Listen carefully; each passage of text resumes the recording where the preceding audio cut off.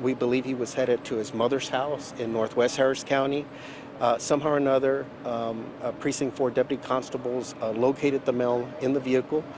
We're told, we weren't there yet, just trying to confirm the information that he exited the vehicle still armed with a pistol. Gunfire was exchanged between Precinct 4 deputy constables and the suspect, and they shot and killed them there on the scene. So very sad situation. We have one female here, so our deepest condolences to family. I believe some of them are starting to arrive on scene. We're glad that the infant, was saved at this point, but sadly will grow up without a mom. And again, very sad that there appears to be a domestic violence nexus to this situation, which we talk about quite often.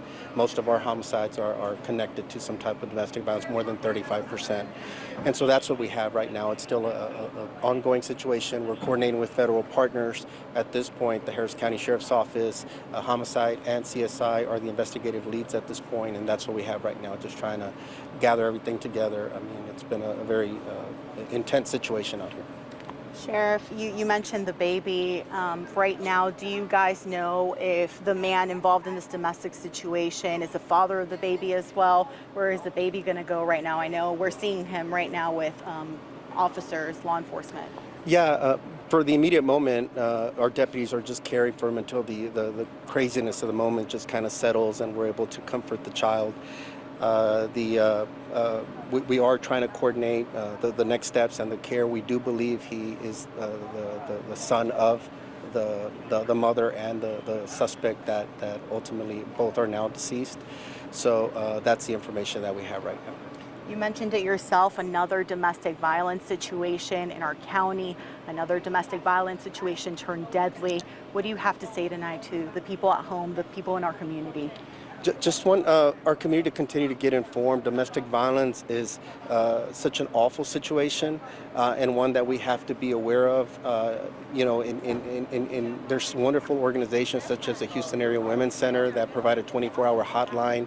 If you find yourself in an abusive situation, start coordinating an exit plan or getting information. These situations could quickly turn violent. Not only, obviously, even for law enforcement today, there was a federal agent that was shot out here today, and as well as the female and now the suspect as well. So a lot of families are impacted by this, and now potentially this child's an orphan now that's going to be without mom and dad. And so it's just tragic all the way around, and grateful for our deputies as well. I said, hey, how do you feel? You went and grabbed the kid and